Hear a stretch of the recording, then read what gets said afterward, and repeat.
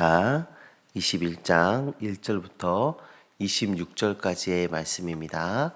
우리 한 절씩 교도하여 읽도록 하겠습니다. 므낫세가 왕이 될 때에 나이가 12세라. 예루살렘에서 55년간 다스리니라.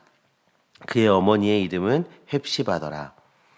므낫세가 여호와 보시기에 악을 행하며 여호와께서 이스라엘 자손 앞에서 쫓아내신 이방 사람의 가증한 일을 따라서 그의 아버지 히스기야가 헐어버린 산당들을 다시 세우며 이스라엘의 왕 아합의 행위를 따라 바알을 위하여 제단을 쌓으며 아세라 목상을 만들며 하늘의 1월 성신을 경배하여 섬기며 여호와께서 전에 이르시기를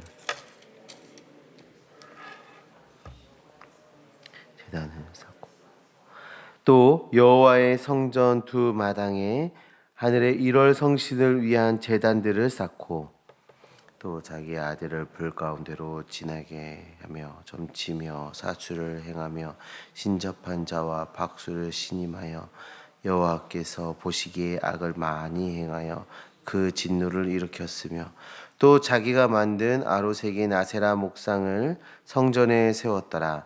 옛적에 여호와께서 이 성전에 대하여 다윗과 그의 아들 솔로몬에게 이르기를 내가 이스라엘의 모든 지파 중에서 택한 이 성전과 예루살렘에 내 이름을 영원히 둘지라. 만일 이스라엘이 나의 종 모세가 명령한 모든 율법을 지켜 행하면 내가 그들의 발로 다시는 그의 조상들에게 준 땅에서 떠나 유리하지 아니하게 하리라 하셨으나 이 백성이 듣지 아니하였고 므낫세의 꾀를 받고 악을 행한 것이 여호와께서 이스라엘 자손 앞에서 멸하신 여러 민족보다 더 심하였더라. 여호와께서 그의 종 모든 선지자들을 통하여 말씀하여 이르시되 유다 왕 므낫세가 이 가증한 일과 악을 행함이 그 전에 있던 아모리 사람들의 행위보다 더욱 심하였고 또 그들의 우상으로 유다를 범죄하게 하였도다. 이스라엘의 하나님 여호와가 말하노니 내가 이제 예루살렘과 유다의 재앙을 내리니 듣는 자마다 두 귀가 울리리라. 내가 사마리아를 잰 줄과 아합의 집을 다림 보던 추를 예루살렘에 베풀고 또 사람이 그릇을 씻어 엎음같이 예루살렘을 씻어버릴지라. 내가 원수의 손에 넘긴즉 그들이 모든 원수에게 노략거리와 겁탈거리가 되리. 이는 애굽에서 나온 그의 조상 때부터 오늘까지 내가 보기에 악을 행하여 나의 진노를 일으켰음이니라 하셨더라. 므낫세가 유다에게 범죄하여 여호와께서 보시기에 악을 행한 것 외에도 또 무죄한 자의 피를 심히 많이 흘려 예루살렘 이 끝에서 저 끝까지 가득하게 하였더라. 므낫세의 남은 사적과 그의 행한 모든 일과 범한 죄는 유다 왕 역대 지략에 기록되지 아니하였느냐. 므낫세가 그의 조상들과 함께 잠에 그의 궁궐 동산 곧 우사의 동산에 장사되고 그의 아들 아몬이 대신하여 왕이 되니라. 아몬이 왕이 될 때의 나이가 22세라. 예루살렘에서 2년간 다스리니라. 그의 어머니의 이름은 무슬레메시오 욥바 하루스의 딸이더라. 아몬이 그의 아버지 므낫세의 행함같이 여호와 보시기에 악을 행하되 그의 아버지가 행한 모든 길로 행하여 그의 아버지가 섬기던 우상을 섬겨 그것들에게 경배하고 조상들의 하나님 여호와를 버리고 그 길로 행하지 아니하여 그의 신복들이 그에게 반역하여 왕을 궁중에서 죽이매 그 국민이 아몬 왕을 반역한 사람들을 다 죽이고 그의 왕을 아몬이 행한 바 남은 사적은 유다 왕 역대 지략에 기록되지 아니하였느냐. 아몬이 우사 동산 자기 묘실에 장사되고 그의 아들 요시야가 대신하여 왕이 되니라. 아멘. 1절부터 18절의 말씀에는 유다의 왕이었던 므낫세에 대한 말씀이 담겨 있습니다. 므낫세는 여호와 보시기에 악을 행한 왕이다라고 성경에서 평가하고 있습니다. 55년간 유다를 통치했는데요. 이 55년간 왕으로 통치했다는 건 남유다와 북이스라엘을 통틀어서 최장기간 왕으로서 있었던 사람, 최장기 집권을 했던 왕이 바로 이 므낫세입니다. 너무 가슴 아프지 않습니까? 이 최장기 집권을 했던 사람이 악을 행한 왕이었습니다. 여호와 보시기에 악을 행한 왕이 최장기 집권을 했으니 그 나라가 얼마나 힘들었겠습니까? 므낫세는 통치 첫 10년은 히스기야와 공동정치였습니다. 히스기야가 하나님께 기도하여 병을 치료받던 그 시기, 하나님 앞에 기도해서 그 생명이 15년을 더 얻었던 그 시기는 므낫세가 7살 때였어요. 그러다가 어린 므낫세가 자라서 이제 12세가 되었을 때 단독으로 통치를 시작하게 된 것입니다. 앞에서 말했듯이 그는 여호와 보시기에 악을 행한 왕이었습니다.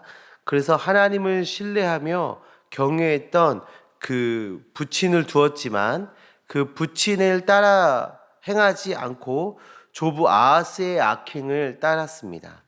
히스기야가 단행했던 종교개혁을 다시 다 원점으로 되돌리는 그런 악행을 저지른 것이죠.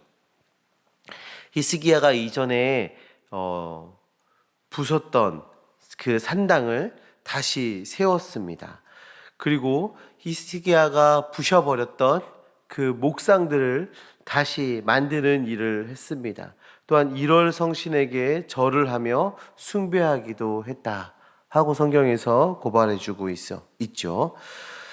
그의 이런 악행은 하나님의 성전에서도 이루어졌습니다. 그냥 외부에서 이루어진 것이 아니라 하나님의 성전에서도 이런 악행들이 이루어졌어요. 4절의 말씀을 보시면 여호와께서 전에 이르시기를 내가 내 이름을 예루살렘에 두리라 하신 여호와의 성전에 제단을 쌓고라고 되어 있어요. 그러니까 여호와의 이름을 두신 곳, 여호와께서 친히 자신의 이름을 두겠다라고 말씀하신 곳, 그곳이 성전입니다. 그러니까 하나님께서 계신 곳이 성전이에요. 그런데 그곳에서 하나님께서 가증히 여기시는 우상 숭배가 이루어지고 있는 것입니다. 성전에 우상을 위한 제단을 쌓고 성전 기구를 재배치하며 또 훼손하는 그런 일들이 이루어지고 있었던 것이죠. 이는 근본적으로 하나님을 경외하지 않고 있음이 보여지는 장면입니다. 하나님을 모독할 뿐 아니라 하나님께서 제정해 주신 예배를 우상 숭배와 혼합시키는 것입니다. 이 악행들이요, 자신뿐만 아니라 백성들까지 하나님께 멀어지도록 하는 그런 악한 행위들이었어요. 또한 아하스처럼 아들을 불 가운데로 지나가게 하며 우상 숭배하고 점치는 일들을 행했던 것입니다. 아세라 목상을 성전에 두기까지 했어요. 성도님들, 예루살렘과 성전은 유대인들에게 어떤 의미입니까? 하나님의 언약, 다윗과 솔로몬에게 하셨던 하나님의 그 언약이 떠오르는 장소들 아니겠습니까? 오늘 본문에서처럼 하나님께서는 하나님의 이름을 성전에 두시겠다, 하나님께서 스스로 내 이름을 성전에 두겠다라고 말씀하십니다. 그리고 그곳에서 하나님께서 정하신 방법대로, 하나님께서 정해주신 방법대로 예배가 드려져야 합니다. 하나님의 임재와 약속이 있는 곳, 하나님의 임재와 약속이 있는 곳이 성전이고 예루살렘이었던 것이죠. 그런데 그곳에 말씀에 대한 순종이 사라져 버렸습니다. 하나님이 아닌 다른 것들로 채워지고 있습니다. 심지어 하나님께서 가증히 여기시는 것들로 가득 채워져 가고 있습니다. 성도님들, 하나님의 언약이 있고 예배가 있어야 하는 우리의 삶은 무엇으로 채워지고 있습니까? 하나님의 말씀에 대한 순종으로 채워져 가고 있습니까? 하나님께 영광을 돌리며 하나님을 기뻐하는 삶으로 살아가고 계십니까? 우리의 삶이 우상으로 채워지고 세상의 가치로 채워지고 있다면 지금 우리는 므낫세와 같은 길을 걷고 있는 것이죠. 므낫세의 악행으로 하나님께서는 심판을 선포하십니다. 예루살렘과 유다는 더 이상 은혜의 땅, 안전의 땅이 아니라 심판의 자리가 되어버린 것입니다. 재앙의 소리로 귀가 떨릴 것입니다. 북이스라엘을 징계하셨듯이 유다도 징계하실 것입니다. 성도님들, 오늘 우리는 므낫세의 이야기를 살펴보았습니다. 그 이야기는 우리의 삶을 점검하고 또 회개의 자리로 돌아오기를 촉구하는 말씀입니다. 우상에 매여 있고 하나님을 멀리하며 세상의 가치를 쫓는 우리에게 하나님께서는 회개하고 돌아오라 말씀하십니다. 우상을 버리고 하나님을 선택하라 말씀하고 계십니다. 이 하나님의 말씀에 귀 기울여 들으시기 바랍니다. 하나님께서 부르시는 그 소리에 반응하시길 바랍니다. 우리를 기다리시며 인내하시는 그 하나님의 사랑을 깨닫고 하나님께 나아가는 주님의 자녀들 되어지시기를 간절히 소망합니다.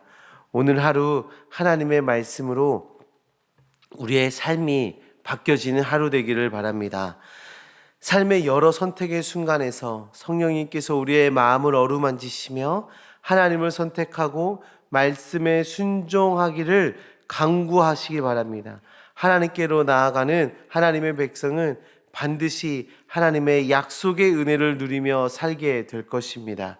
죄악에 의한 심판이 아니라 하나님의 사랑의 동행함을 경험하는 주님의 자녀들 되시기를 주님의 이름으로 축원합니다.